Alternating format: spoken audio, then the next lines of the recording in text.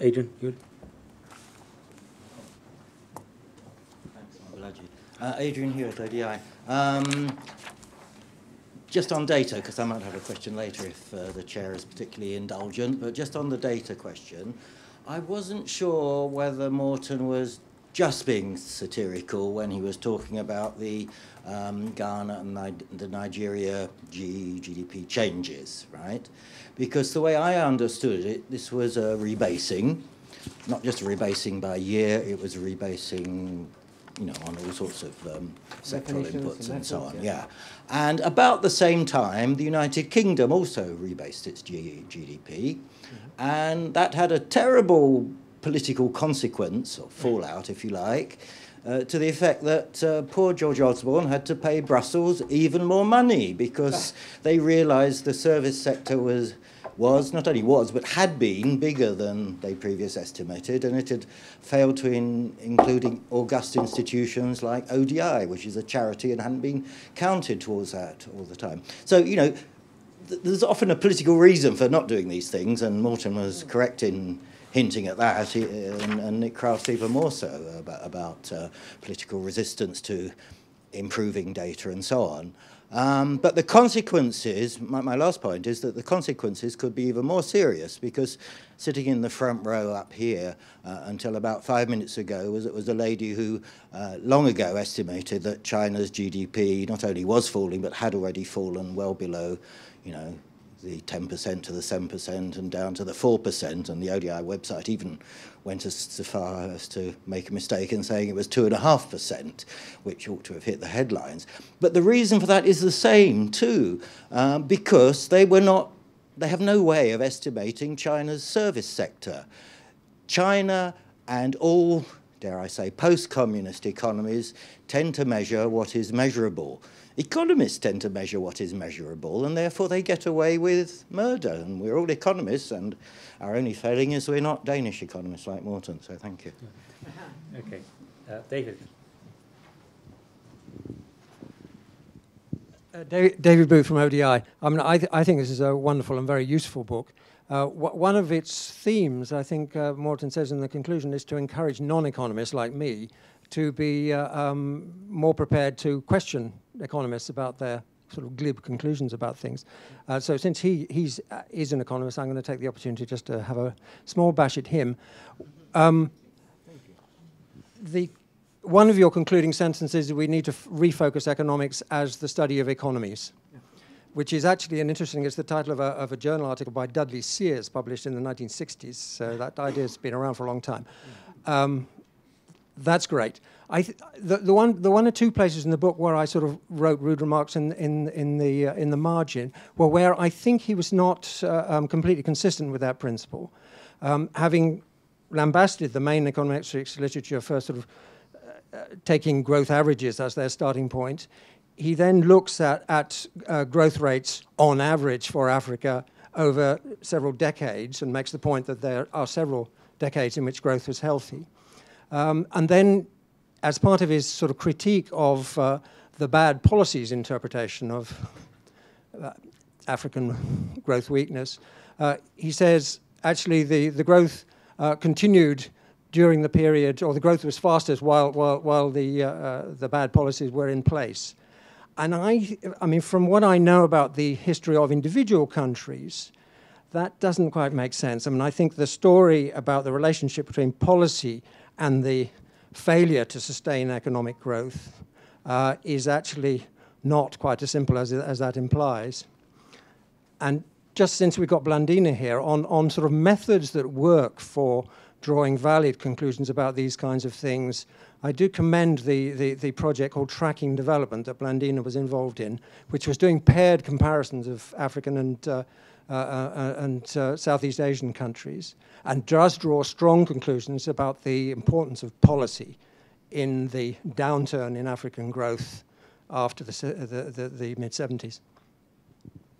Thank you. I've also got a question from online, so maybe I just read it up. From Andy Winner from the University of Leicester. He says, it is not true that current African economic growth is far more unequal than in the 1960s and 1970s. So current economic growth is mainly benefiting the already rich. would this redistribution of income and wealth not be far more beneficial for the majority of the poor than higher rates of growth? Yeah, are there any other points? I think there are already 3 points here, Morten, to respond to. And you may also want to respond to some of the other issues from the panel. No, I got a nice list of things to attack here. Thank you very much for very many good observations. I think I should be able to say something to Blandina and Louise and Nick as well before I respond to the questions from the floor. And I think what Blandina was showing makes my point rather nicely, that what we're talking about here is that it's not so that we don't know anything and so we have no data. That's not the issue. I think that sometimes there is some things you can make use of. I think that what it points to, that there is more work to be done, and that particularly also I think what Blandina was showing, that closeness to the primary source really matter. So that if you're going to study these kind of issues, you have to work like a historian, to understand the source and evaluate it, and ask yourself who made this observation, under what conditions was this observation made, and so this. I think what I'm saying is that doesn't mean that there is no room for large and cross-country regressions in this world anymore. What I'm saying here is maybe there is a need in the kind of change in emphasis of what type of research is being funded, rewarded, and published as opposed to others. I think it is fairly legitimate to claim that there has been a growing distance from the observer and the observed in the type of way the ones doing macroeconomic research. I'm thinking of, if you look again, going back to the LSE library again, you can see that in the 70s and 80s, you'll see a lot of monographic research on country studies, and that kind of thing has fallen by the side because they're not rewarded as robust research. So we have to think about ways in which incentives are set there. Obviously, regressions are sometimes, provided that the data is not complete nonsense, it is actually a good way of organizing material and thinking for a while, let's pretend for a second that all observations from all 190 countries are the same, mean the same, and I can say something about unemployment in all countries all the time, and the error is kind of the same. Often they aren't, but for some issues you can, and others you should stay off completely. But I think usually some of these, the questions that's what they raise. They raise questions, but very bad conclusions. And that's what I state in the book as well. It might be a useful start, but a very, very bad place to end. And so I think that this book is not about randomized controlled trials and so forth, which I would rather write another book about rather than. So I will not mention that very much. Only that is an interesting kind of way, a kind of a turn away from a turn away from the study of macroeconomics and so forth, and creating very clean laboratory-like conditions to figure out exactly how effective is it to give someone a pill or a fertilizer or other kind of interventions.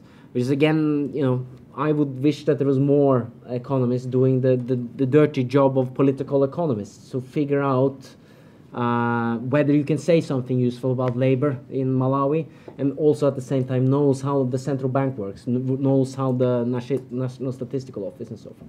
So my main thing is that there is more needs for more hands at work for addressing some of these issues, and when there is maybe industrial growth or maybe unequal growth currently, we simply don't have the right type of tools to give really good answers to what's going on right now.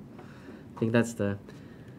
And then Nick made a lot of interesting points, and I don't think I could answer all of them at this right now. First one is very nice. How fast are they really growing? The African... So one of the things, and that's also related to the question here as well, I think one of the things I say is that the decline in the 1980s and 1990s was overstated, and the recent revival has also been equally overstated. So what I'm just asking for in basic, as much as it's useful or useless to have a grand narrative, it would be nice if it would be more on the normal side of things rather than to go between. What do you mean by overstated? So in terms of data or in terms of narrative around it? Both. So there is both. The growth is slower than it is actually in the data, and the hype is not justified. So there's a double problem that feeds into each other, which is a serious problem right now, because that means that there is even more likely that we can get disappointed, or then, as we tend to do in the study of economic growth in Africa, is to either it's a miracle or it's a tragedy. It would be nice to kind of meet on the middle there, I think. So then I think there are certain very, very clear kind of counting biases at the time. Many statistical offices are struggling to figure out what to do with our very much higher benchmark compared to our lower ones, and draw a line between the two. Economic growth is also being rewarded. Very, very. I mean, Ethiopia is talking about industrial plans and development plans. Ethiopia is able to meet their growth target of 12% year after year, which is a bit too impressive. So there are issues of measurement there. Ghanaian economic growth was the fastest in the world in 2013. They're not quite there now, and having problems repaying their debts because their money growth of the coffers is not the same as the pronounced GDP growth. So there is disturbing places where reality and numbers do part of the pressures here. But I think that's also symptomatic of our knowledge problem. I think that some time ago, no one really cared to evaluate the actual size of GDP in these countries. In the EU, this is more closely monitored because it does actually has implication about how much money they have to pay to the EU. So therefore, there should be some kind of coordination. This is not a meaningless number. It's a very meaningful number. These numbers have taken on bigger meaning, which is good news. If you have the choice between manipulating statistics or ignoring statistics, maybe you pick manipulating them, because at least then elites are interested in at least pretending to do good, as opposed to not caring how they do. And sorry to interrupt, where do you stand on doing something about this? So is it a governance issue? Is it a money issue? How can something be done about creating better statistics? Well, I think, there is one thing I would say it's a kind of a warning up front as well, that in kind of pointing out some of these data issues, which I've done also in some of my previous work and so forth, there has been a little bit of tendency in the development community, in the statistical community, to say, oh, numbers are bad, let's get more of those. So that we have to do more and more, and counting more and more. So I think that, for instance, for me, one of the kind of misguided ways of approaching this is sustainable development goals, where you say a world that counts, as if that's a clever metaphor.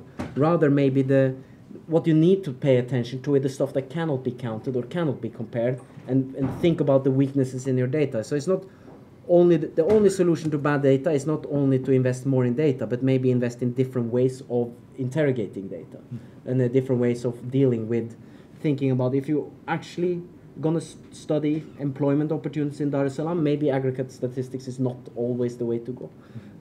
But of course, when it comes to improving statistics, I've written about that in the book as well. But I think let's take one has to think about for whom one is investing in statistics for. I think the Poverty Living Standard and Measurement Service is an interesting kind of case study in data, because we used to have very few poverty estimates going back 10, 15 years ago. Now we have sufficient data for about half, maybe a little bit more, of the countries we're interested in monitoring poverty in. But this data is still, the kind of data you get is, well, basically it's like getting the global temperature set. So it's an indicator of, look, there are more or there are less. But it's not always that obvious to go away from finding out what the average poverty rate was in Nigeria 5 years ago to devising a policy for approaching it. So we're investing quite a lot of donor money into getting a very kind of well-publicized advocacy tool. Look, we should do more about poverty reduction. But then, maybe go back and think about, hang on a minute, what kind of data do politicians, think tanks, and people who vote in Dar es Salaam need? Maybe they need monthly data on prices, monthly data on labor, and so forth like that. And more different kind of data systems that are not always in line with the advocacy needs in London and Washington. Mm-hmm. Okay, How do you look at it in the case of Tanzania? So in terms of sort of statistical data, I mean, is it on the right track, and are there efforts to improve the data? I think in my presentation I hinted on that. Yeah. There have been great efforts that are ongoing to improve the data that is there. And of course, for instance, for us at Rapport, we tend to be welcomed a lot by the National Bureau of Statistics whenever either they're about to collect the data or they're about to even make a questionnaire, or even when we find problems from the data that we're using, we communicate back to them. Mm-hmm. So I think if it continues like this, then yes, the data that is going to be out will be meaningful, because it is one thing to have the data and then you're like, I cannot use that data, but the more they can produce data that can be used, I think that would be very, very useful. Mm-hmm. And I think we're heading in that direction. Yeah. Okay, thank you very much. Are there any other questions at this stage? Maybe so two questions there, and then we go back to the panel for last comments, and then we close. Thank you very much. My name is Osman Bashir from South Bank University. My problem is with the benchmark in measuring GDP. If we take, for example, for UK and for my country, Ethiopia, really the growth rate is so completely different. Mm-hmm. It doesn't mean that UK is not growing, but it's growing at faster rate. Mm. But in my country, it's around 8% GDP grows. Yeah. And really, I've heard a comment from the speaker who said that really perhaps overestimated, or I don't know about the statistics in Ethiopia. I've been traveling there for the last 7 years. I do have a research of my own. Really, I've seen a tremendous change in the countryside and even in the cities. A complete change is going on. Even ODI very recently published a very nice paper, where really they also accepted what's going on in Ethiopia. Growth is there, really. And statistics, they do have a wonderful office dealing with this called the agency, statistics agency. I do travel, and I've been serving so many, 3 different governments, and what's going on now is there is complete change, and also I accept what you said. Statistics, we have to take care, no doubt about that, but it is there. Statistics is there and being used as much as possible efficiently. So my question is these two. First, the benchmark for developed and developing countries GDP measure, and the second one is my reservation on what you have said. Thank you. Okay. Thank you. Final question. Okay, thank you. My name is Antoinette Salah. Thank you for the panelists and for the discussant also, who gave very provocative comments. I'm not an economist, so I hope that the panelists and the audience who is economists will help into this simple definition. I'm a bit confused about economic transformation, growth, economic growth. Can you just define me, just one simple sentence, what are all these words meaning? What's the meaning of all these words? The second question that I have is about who should be held accountable for this wrong data and also for the focus of giving wrong policies. Thank you. Okay, thank you very much indeed. If the panelists would like to say maybe one comment in 1 minute, and then we finalize with Morten. Nick? Yeah, I've got a comment in this sense. I think it relates to the penultimate intervention that we had. It seems to me that when we looked at long-run growth across the world, one of the really key ingredients in evaluating growth performance was to have some sensible account of what the relative levels were. You have to, for example, evaluate growth performance against, let's call it the scope for catch-up, if you wish. As Blandina said, you don't find double-digit growth rates in Western Europe. You never did. But the sort of performance which is feasible depends on your starting point. If we don't know the starting point, we're in deep trouble. So let me just add to the pile of woes that Morten offered us. A question he didn't actually discuss, but I'd be quite interested in, is do we actually think that we have accurate purchasing power parity measures or purchasing power parity adjusted measures of what the levels really are? Okay, thank you. 1 minute. Well, I just rolled my eyes at the purchasing power parity numbers because it's a minefield. But yeah, that's okay. Yeah, I think I'm with Blandina. We're getting better. Things are getting better. And what we need to do is press ahead. I don't think we should stop measuring the things that can be quantified in economic models because they're helpful, but I'm someone who does qualitative, quantitative, quant work, and I think it continues to be helpful. So I guess that's what I have to say. Okay, thank you. Blandina, want to say anything? No. No? All right. Martin, any final point? No, regarding whether whether growth is real and how fast it is and so forth like that. I'm reminded of when Poor Numbers was reviewed in the Financial Times. It was reviewed. My previous book was reviewed on the headline: "Africa counts the costs of its miscalculations." So one of the things was that if the growth is overstated, that might be costly in terms of making bad decisions, but it also might be spreading some doubt for investors. And the African Development Bank chief economist at that time, Turin Kube, wrote back to the Financial Times, responding to particularly the latter fear that they might shake in investors' trust in the numbers and therefore make bonds more expensive on the market if they have to pay a risk premium on the statistics being bogus. And so he said, Africa's rise is real. Come and see for yourselves.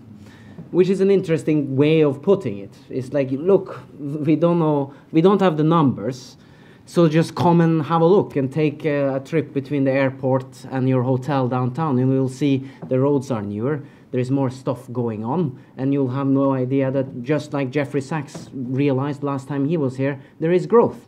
But that's a weird kind of way of doing it. If you actually, why are you interested in having these numbers to begin with, if you rely on such subjective indices? And indeed, one of I thought was a very clever response from one Ghanaian on Twitter to that Nkube quote, "Come and see for yourself." He said, a guy in Ghana tweeted back, he said, like, millions are already here and we see nothing. And so, which is points to the heart of this. I mean, the reason why you want a reasonable aggregate measure is that you will be able to use that aggregate to say something useful of distribution. If you have a very big margin of uncounted stuff here, it's very wobbly. And if that's, again, there are problems with the purchasing power parity adjustments as well, then you're on very, very uncertain grounds. And that's one of the reasons which I say as well, that the knowledge problem is biased. So we do see a lot of stuff. There is no doubt about there is more goods leaving and entering, more investments being made, and so forth like that. But what we don't know, what we don't see, is how does that affect the agricultural sector. We know a lot about the stuff that leaves European borders. We don't know so much about intra-African trade and so forth like that. So it's not only about the quality of the statistics, but what we don't see and what we don't count that really may affect how we should have designed policies if we had better data on it. Okay, well, thank you very much indeed. So I think there are at least 2 takeaways, but I'm sure there are many more. But one is it is about data, and I think there we need to think more about it. What are the issues here at stake, and continue to think about it. There's some progress is going on. Our own program, the SET program, is hoping to sort of develop more understanding, a better understanding of productivity data, sort of to get a bit of understanding of what economic transformation is, and also thinking about triangulating data sources.